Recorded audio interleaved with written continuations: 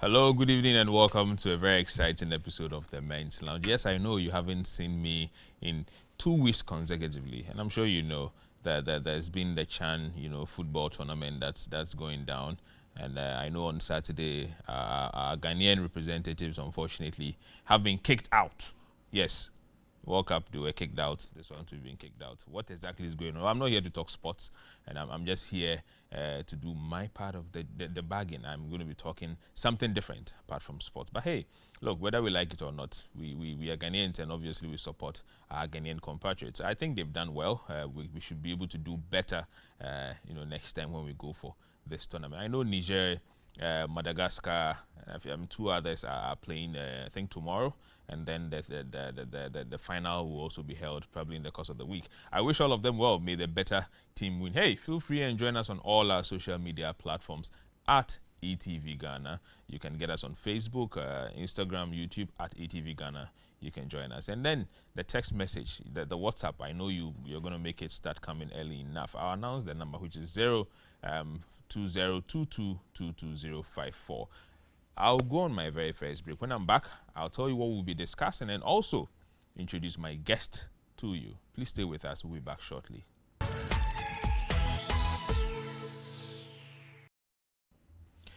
Welcome back. If you're just joining us, like I said, we're going to be discussing something you've been hearing about. Obviously, when you hear somebody mention haircut, now it's not the barber shop anymore. When you hear haircut, you know we are talking finance. Yes.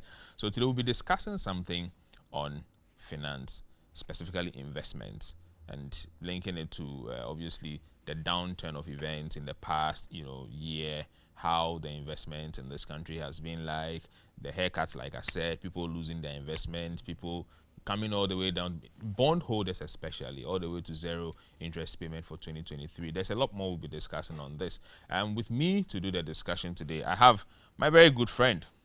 I call him Mr. Brown, but he has a full Mr. Brown. My brother. Should I mention your full name or Mr. Brown is fine? No, Brown is not my name, so I won't take it today. Okay. So today I am having a discussion with James Kosa Brown. Yes, thank you. Yes. So I said the brown is still there. You just love the brown. Maybe it's your favorite color.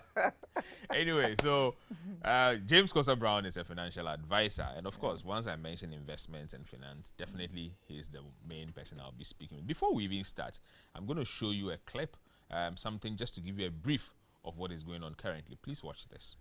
Investing is an important aspect of building and preserving wealth, but it is not without its own set of advantages and disadvantages.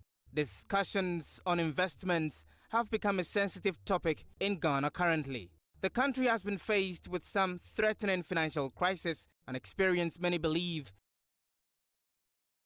is new to the country's history, although it has brought some countries to their knees. Sector ministers have been tested to the core, digging up solutions to avert the situation. However, some Ghanaians with years of investment, particularly in bonds, are still feeling the dire effects with the launch of the debt exchange program, which slashes interest payment to about 9% in 2023 and beyond. Many have been left devastated on whether their funds are safe. Others are not sure whether to push their funds into other forms of investment to make good returns. A number of notable Ghanaians and groups who have been harshly affected have spoken against the domestic debt exchange program and are afraid that the program in its current form will have a devastating impact on the country's banking and financial sector. Some people are asking if the debt exchange program is a solution to Ghana's predicament.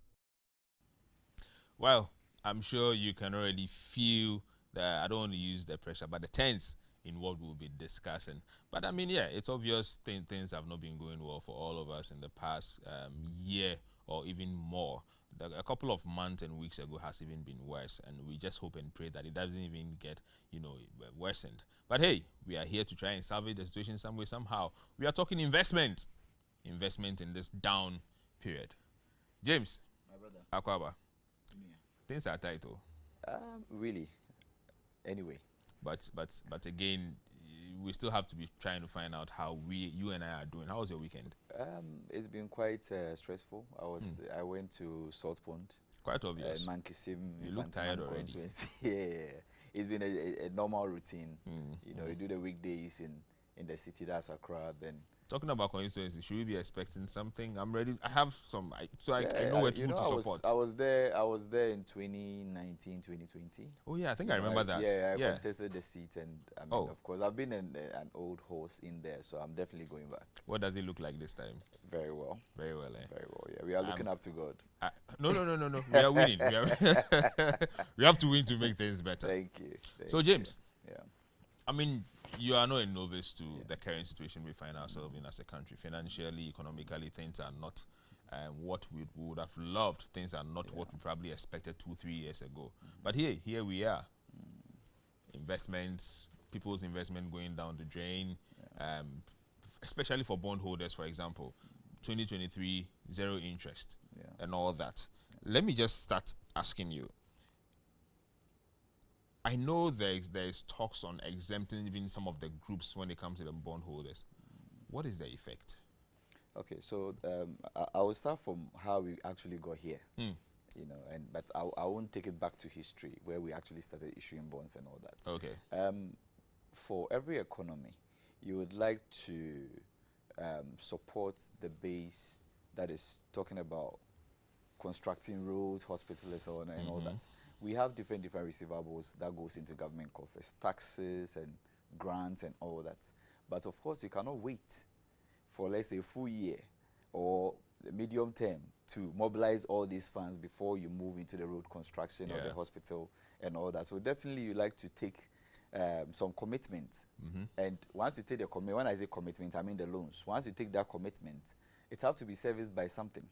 So government actually goes out, the money market and capital markets. And money markets, I'm talking about treasury bills. Capital markets, I'm talking about bonds and other positions to borrow.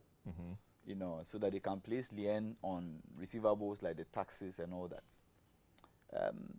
If you borrow with the anticipation of raking in more taxes to service it, and eventually you are not able to realize the kind of tax quantum that you are looking for, you definitely have to go for restructuring. It's just like going for a personal loan. You go for a personal loan, there is a lien on your salary. Unfortunately, you lose your job. You don't have to wait for default. You have to go back to the bank and let them know that currently you don't have, what's the name? You don't have a stable job. So you like to negotiate. You should stay the interest. When you find a new job, then you can come back to if they have to restructure or something. So that is basically how it is when it comes to running this economy. So government actually meant no harm going that route. Unfortunately, you know, in economics, they call something ceteris paribus, that is all things being equal. The kind of receivables that we placed the lien on wasn't robust enough to start servicing the debt government actually took. You know, government has, you've heard of the Agenda 111, you hear the year of roads, so many things. A lot of things that we couldn't achieve in so many years, government actually wanted to do it because he believed that, hey, government or Ghana has been marking time for all this while. Unfortunately, we've not been able to realize the kind of receivables, that is the taxes and other positions that we're looking for. One of them actually is the e-levy. You know, when the government ran the budget, I think 2 years ago, they wanted to rake in more than 6 billion in e-levy. E-levy itself took more than 4 months to realize passing of that particular bill in Parliament. So those 4 months actually were gone. And it came with its own issues and all that discussion. So the tools were stopped and all that. So, you know, we had a lot of impedance when it comes to revenue generation in this country. Eventually, definitely, if you have taken loans and you have placed a lien on this, it's definitely going to affect it. So that is how we got here. It is us Ghanaians who started making noise about the debt position of this country. I'm sure you are aware. A lot of people were talking about debt. How did we get here? The discussion was actually ongoing. For government to be prudent, it have to come back to the market and say, hey, I took the loans, and because they were lien on these receivables, that is the taxes and the grants and all that, which we've not been able to realize, we have to do restructure. And that is the debt restructuring that we are looking at. If you look at the coupons and the investments, that the returns that we were looking for, you could see that it was higher than the market positions. So government actually wanted to pay good premium so that at least businesses and individuals and all that can make so much money and reinvest into the economy. But of course, if it doesn't work out, government have to be truthful and come back and have this kind of negotiation with them. So that is the position we currently find ourselves. I think as a nation, if something is going right, Ghana card, I'm not sure you paid for Ghana card. Did you pay for your Ghana card? No, I didn't pay, but Ghana card, the software and everything was definitely paid with money. Government has made so much investment into things that we actually didn't do out money for, okay? Because they believe that they have a commitment to the citizenry. There's a time that government finds itself in a fix. So we need to support government to come out of this. So I believe that this debt restructuring, as we are talking about it, people should commit to it. Eventually, we'll definitely come out of it. And of course, the kind of progress we are looking for is going to come through. I mean, that's my short position on it.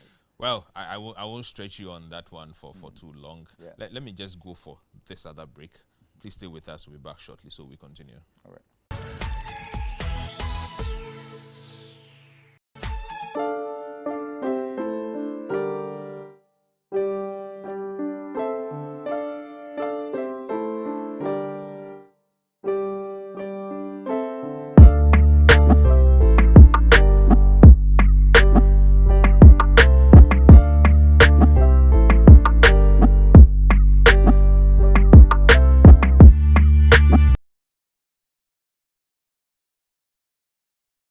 Welcome back. If you're just joining us, I'm still here with my brother James Kosa Brown, and we are talking investment, especially in this season, this time, in this down period where there's not haircuts, but haircuts when it comes to it means something else when it comes to finance, where people are losing profit and businesses are losing profit, interest is not being paid, and all that. In this particular time, what should we be doing, James? We are back. So you left out with a very simple explanation on what exactly this whole debt restructuring is about, what has led to it, why it is so, and all that. Let me just ask you this: in this current rates, where current times where inflation is quite high, there's not much confidence in the market, system and its value chain of investment and finance and all that. There seem to be that thing, or people are saying that why is the government pushing everything to the people? Is that so? And is that the way to go? For example, people have bonds, people have investments, and they are being asked to lose some. I mean, at all costs, lose it. I say you don't have any, lose it. Should the burden seem to be pushed to only the people by the government? Is that what is happening? And if yes, why should it be so? Okay, so I gave you a preamble from the start. So the issue is, if even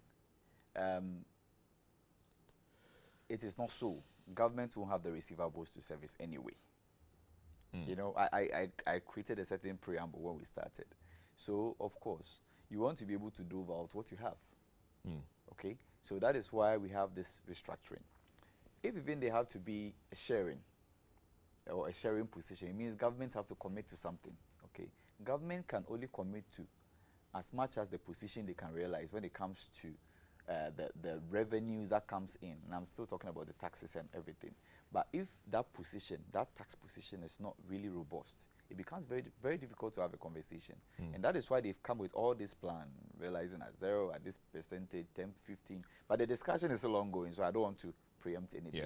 But the most important thing is, in economics, they will tell you that when there is inflation, those who benefit more are the suppliers, the manufacturers. Now, if you go to town, okay, Ghana, we do a lot of trading. We are still a trading kind of nation. Yeah, we are all businessmen. Exactly. Yeah. But we buy and sell a lot. Yeah. So they just pass everything on to the final consumer. But the final consumer is also a trader. So it creates a vicious cycle. Okay. So even though there is a downside, there is also a merit somewhere.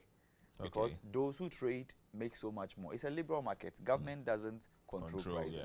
it is by forces of demand and supply. But in this particular case, it's the suppliers who actually tend to benefit more. So some people were actually pushing for price control mechanism and all that. But you have to be a little bit careful when you are driving a liberal economy like Ghana, where we actually want all people around Africa and even the world to come and trade here. If we start engineering price control mechanism, we start having issues. So if you ask me, there is a way to reposition. There is a way to reposition. You actually have liquid investors, or you have funds sitting in bonds, individuals, being companies and all that. I think there have to be a certain engagement within the financial system, because typically I have an account, or I have funds sitting with Bank A. Maybe they are primary or secondary dealers. They've taken my funds, they've invested it in bonds. Okay, I've planned towards realizing that bond in a year or two because I want to invest it into business. But you can go into a cashback arrangement with the bank. Okay, once you have that particular bond that government per extension is having all this negotiation, they want to defer the payments and all that, the bank can also take a certain business position, because the bank is in to offer financial service in return of something, some profitability, just like you mentioned it. Yeah. So you can have an engagement with the bank and go into a cashback loan agreement or loan arrangement. Okay. So typically, if you're a trader and you have funds locked in bond, you can visit your bank and have a discussion. I don't know if all of the banks actually have this product, but I know for those who have fixed deposits and treasury bills and all that, they're able to have an engagement with the bank. They place a lien on this fixed deposit or a T-bill. I don't know about the bonds actually. And the bank is able to give them a certain structured loan, because they know that there is a secondary receivable. The bank will look at your first or your primary repayment position, which is usually the sales from the trading that you're actually doing now. And then they fall on the secondary position, which is probably the bond or the T-bill. So even though there is a downtime, it also gives the economy a certain position to push up its commerce. Okay. You know, because usually even for the banks especially, when they are coming into a new year, they will sit and have all the conversation about the projections and all that. The investment they are supposed to put in the economy, they can decide to put 60 to 70% in bonds. Yeah. Okay, and when you do that, you'll be squeezing out businesses, because that's the opportunity cost. You are pushing whatever ideally you're supposed to give to the businesses to the bonds. So now that we are having issues at that capital market, most of this liquidity will be pushed into business. So now we are going to have competition between the banks.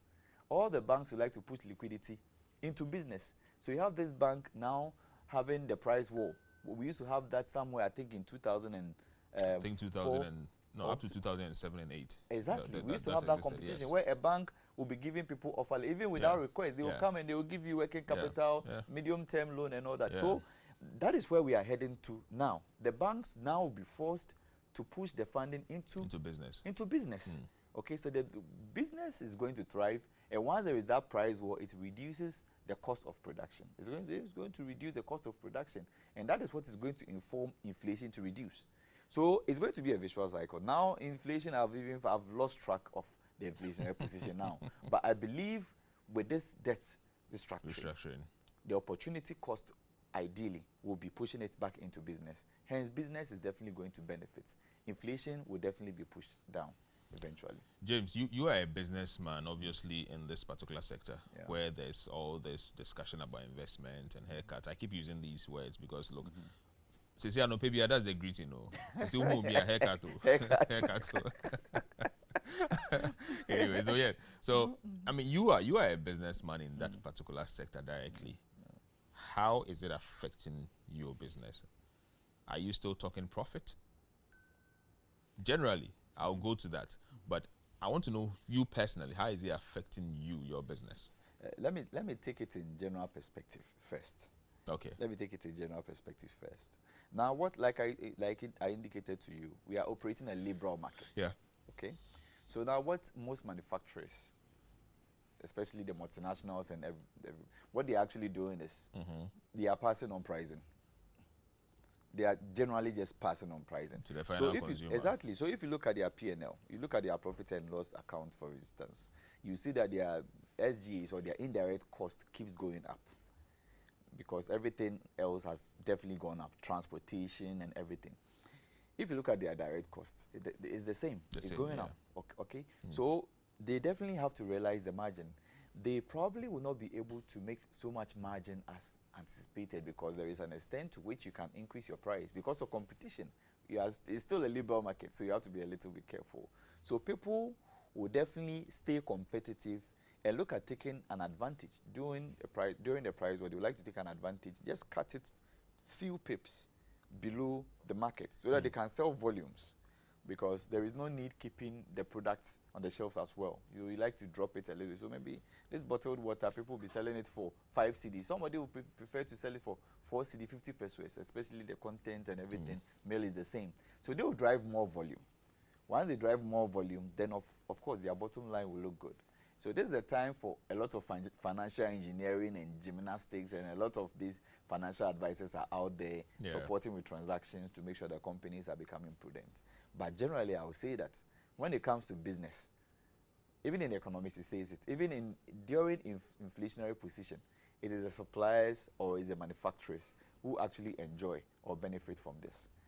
So they will stay in a pole position to progress, even though the indirect and direct costs will still go up.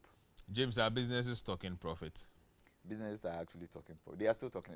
They might not be making abnormal profits though, but they are still in a pole position. Even in this time? Yeah, of course. Really? Of course. So then how come I hear a lot of businesses saying, and it's difficult, and some are saying they are shutting down, they've lost money. I mean, what's going on? Because let me take your mind back. Recently, if you remember, government implemented this 30%, I've forgotten the name, benchmark. Was it on the duty of vehicles? On the duty. Yeah. It was meant to reduce costs of importation, especially for raw materials, import substitution, like this oil. I mean, I remember that on the ones on the vehicles where if your vehicle was more than 5 years, you could benefit, I think, 30%. That's actually even going deeper. I'm even talking about let's take I know about because the it's import. We have companies who import this edible oil and all that. Then we actually have companies in Ghana who do the manufacturing. Government implemented that benchmark to support import substitution companies like those who produce here. When you bring your raw materials in, it was waived. So the 30% impact, I'll ask you a question. Did you feel it out there in the market? No. It was absorbed in. Even though that cost was waived, okay, suppliers or manufacturers didn't reduce their pricing in the market because it's liberal market. So they took that advantage and they will make more money. They will actually make abnormal profits. And I always say that budgets are read to create incentives for the citizenry. It's not read. That's why it is actually done on national TV for everybody to be aware of government position going forward, so they can take advantage of it. But I've given you a typical example today. I'm sure you probably forgot. There's even a lot more that you can say to that. For example, there's these price hikes that we get to hear about. We say some of them are being determined by foreign exchange values and all that. But there are times that the values go down. Yeah, the dollar dropped. Pricing, it dropped the about 8. Actually, it dropped from 14 to 8. And nothing went down. And exactly. Why? What happened? And that's what I'm saying. Are we not killing ourselves? Exactly. We expect government. Because even petrol, I remember petrol went all the way to 20 point something per liter for petrol. I mean super, and then diesel was about 24. Yeah. And prices still didn't change. It still didn't change, and until we put a price mechanism bill or something together, we will not be able to go out there because we are operating a liberal market. So we actually have a role to play when it comes to economic development. It's not just up to government to do everything. That's why they say they will create the enabling environment, but it will be up to us to put oil in the engine and wheel it properly so that we will succeed as a country. James, seriously, for some of us who still have some level of investment left, and generally for everybody else, what do we do? Should we withdraw our investments? Or what do we do with the investments we have left? Where should we be looking at? So one of my friends was telling me that if you invest, you get haircut. if you withdraw, you can't buy much because of inflation. So what do you do? I said the next thing you have to actually invest in the real sector. And last time I made mention that we are looking at 3 sectors. We are looking at the capital market, which is the bond. You have the money market, we're looking at the T-bills, and we're looking at the real sector, and that is doing business. Currently, we all know the issues going around. So the first 2 is off. The first 2 is off. So you definitely have to look at business. Okay? And I mean, people are interested in Ghana for the first time in so many years. People are going into agriculture. Somebody told me that he bought a piggery for 500 cedis, and the pig managed to have about 10 piglets. And within 3-4 months, the piglets were all grown, and he was selling them each for 1,000. If it's 10 of them, do the math and see. That's more than 1,000% profit already. But he didn't also mention what the cost in keeping those. The costs were very alive. marginal. These pigs, Are you sure? they actually? Yeah, it's corn and some few stuff, and they actually use dirty water to. You understand what I'm saying? So there, you have to look at the real economy, and that is where business is being positioned now. You know, we can't be chasing. Now there is a lot of discussion ongoing. You know, we don't know what is going to be settled on. So for me, I will entreat people to look at the real economy. You know, I mean, position your business there. Look at the risk, actually. Don't just go in. Look at business that you can control remotely. Wherever you are, you can actually control, because you put people at the realm of affairs. So James, you won't say it's a bad time to invest? No, it's not. It's Really? actually not. So that's why I'm saying 3 types of investment. Invest in the real sector, because now there is uncertainty at the capital market block. So once there is uncertainty, definitely you not like to dip your head in there. So until the dust settles, in the short term, look at the real sector and still realize your gains, because the suppliers and the manufacturing, they are making their money. So let me look at this from the point of a business. So for businesses, for example, who seem to be going through challenges within this time, would you advise is it okay to seek some financial support from financial institutions to probably to be able to stay afloat, to mitigate the current challenges? Is it advisable to do that for a business? Of course. And you see, one of the key services that banks are supposed to provide, which for me I think they are silent, is offering financial advice. Okay, and this is the time they actually have to amplify or echo that part of their business, where people can actually just walk in and seek financial advice instead of just opening account and all. And they can actually do that for a fee, because this is the time people actually have to apply all this financial engineering to make sure that businesses are being optimized or maximized to make so much money. Okay, so for me, if you ask me, it's all about positioning where we are now. You can't do the same things and expect different results.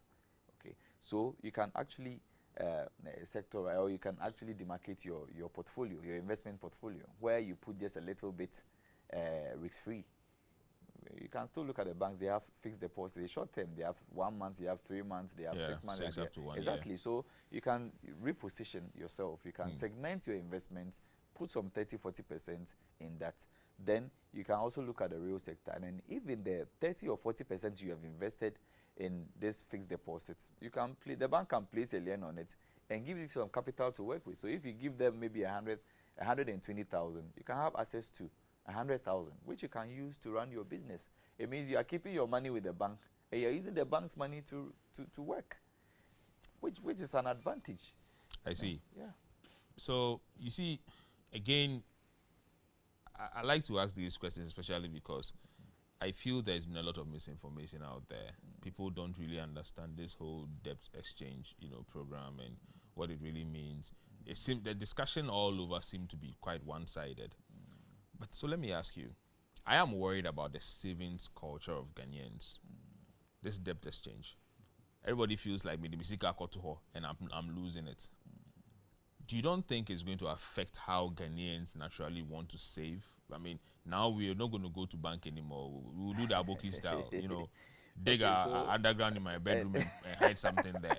I get this kind of feedback a lot. Yeah. But you see, for the debt exchange, you're only going to lose a bit of your interest, not your principal. If you keep your funds in your money and Yanum enters your house or your room, you lose the whole of the principal with 0 interest. So which one will you go for? Even though it's going to impede financial inclusion, it's still the safest structure or strategy. So to you might as Of well course. consider putting Because it into yes, some exactly. instruments. The opportunity cost is just that. You can't just say that because of this you're going. Yes, you can keep your funds in the bank. You know, it doesn't affect savings and current accounts. It doesn't actually affect fixed deposit by the banks. It's mainly on the bonds. And I'm happy that the discussion is still ongoing. You know, just like it started with e-levy, where government wanted to charge 1.75%. I know now it's come to 1. Now it's come to 1. It actually came to 1.5%. Okay. And now it is 1.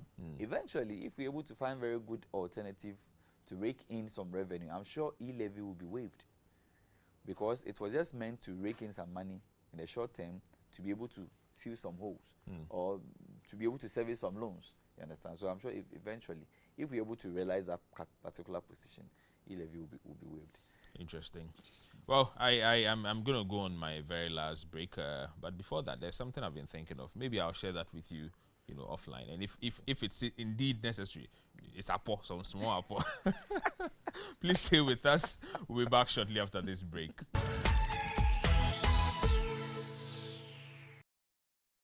Welcome back. If you're just joining us, we are in the lounge discussing investments. Obviously, in this time where our financial system and as against economics isn't really good. There's a clear downturn that all of us are struggling. I mean, bondholders, all kinds of investments are beginning to rethink which direction to take, whether to go into, did you say capital market, right? Yeah, capital. Or you want to go into the real sector, or you want to, I mean, we are all thinking, but of course, a lot of it is also discussion ongoing, a lot in the pipeline. We're just waiting for the day the pipeline will burst and we'll see what is in there. So livelihoods have been threatened, obviously, by the harsh impact of the debt exchange program. What happens to bondholders who depend on these monies for their daily expenses? Quite an interesting question. I mean, before I even go there, the phone lines are open. Feel free and call us 0555 65 7278 0555 65 7278. Please, I am not the financial expert today. He's here, so let's direct all the questions to him. So let's go back to what I was asking. There are people who obviously depend on what they hold for their livelihood. What happens to these people? Yeah, so I've actually offered options. I mean, this is a binding arrangement. This financial instrument is like a binding arrangement that you have with government. So of course, like I said, they don't have to wait and default, because the same funds that you intend to liquidate, I'm talking about the principal and the interest, to reinvest into something else. So of course they have to come on the market to communicate, so that it will help with proper planning. Now that we know that we are going through this particular route, like I mentioned, you can engage your bank. Okay, you can engage your bank and see what the alternatives are. Yeah. Once the banks were more like the dealers, because for the bond markets, an individual cannot. The bank have to do it in trust. Exactly. So you can have an engagement if, as business, you intend to invest in. If even it's a building, the bank can have that particular engagement with you. They can place a lien on it, because definitely. James, there's an examiner on the line already. Okay. Good evening, caller. Your name and where you're calling from. Hello, can you hear us? Okay, we seem to have lost him. I'm sure he will call back so that he can put through his question. Yeah. So let's get back to you. So you can engage the bank, because once they hold the funds in trust, okay, I'll say it's in trust. Once they hold the funds in trust, of course they can put together a certain structure for you, because they know that, of course, if on due day they are supposed to settle, they are supposed to pay or liquidate the funds into your account. So they know you cannot even run away with it. So they will definitely put together a structure and see how they can even discount that liquidity. Maybe if it's 100,000, they can discount and look at 70 or 80. So that whatever you intend to use it for, they give you a proper structure. But I'm sure they'll look at your primary source of servicing that particular loan. It's going to be a loan. So now what will happen is, like I said, you're going to hold your funds in the debt exchange program, but use the bank's funds to work. There have to be a certain transaction dynamics around it, so that people will still have a certain position when it comes to assessing their liquidity. You know what I see in this? I see a lot of people going with the intention to default. Because after all, I feel my money is with the bank on a particular program, and I've come to access some facility. After all, you have my money. If I default, hey, you can keep my money. Exactly, but you see, once you default, like I said, the bank is not going to allow you to access 100% of your funds. Usually they will tell you that the security or the collateral is supposed to cover 120%. Once you default, the default clause will also kick in. You are going to be paying interest plus a certain margin on it. So that would have been taken out of your principal. Exactly. So if you are not careful, maybe you just took about 70,000 out of the 100,000 that you had in the once the default clause kicks in with the accrued interest or compounding interest or whatsoever, you are actually going to lose all your 100,000, because that is probably going to take care of the excess 30,000 on it. But if you are very prudent, you are using the money for business, you are servicing your facility very well, you come out clean. Once it is due, you just settle your 70,000 through the business receivables. You've made all your margins already, and you still have your 100,000 sitting with this exchange, which you can actually assess. James, businesses. Some businesses are folding up, others are trying to stay afloat. So if a business does not want to go to a bank to consider debt, what do you call it? Some sort of refinancing from a bank. What other things can a business owner think of doing? So definitely you need capital injection into your business. It's not everybody who is comfortable taking a loan. But I always say, if as an individual, for instance, if you need funds to do something, where do you go? You consider family, you consider friends, you consider other partners who would like to go into a joint venture with you. Yeah. So if you don't want to go to the bank because you don't want to see any finance, begin to open up and look for partners. You have to open up. But most Ghanaian businesses, they don't like opening up. And it's a big problem. It's a very big. They like to hold on to it because they want to say, 100% shareholder, and I'm this, But I believe two heads are always better than one, And people definitely. There are people who like to be not operational partners, but capital partners. So they don't need to come and run the institution with you. They will just put in some injection, so that your equity position will go up. You have some money for working capital. You can import more. You can manufacture more.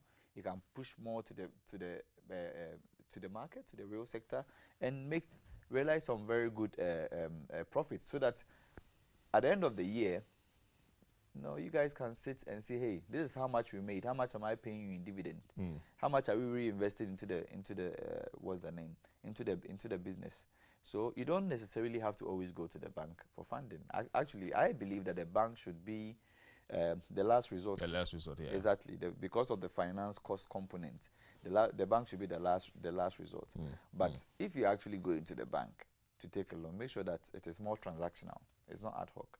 If it's more transactional, it means that it is earmarked for a specific execution. And it's quite measurable as well. Exactly. And whatever product you're using the funds for is able to service the loan.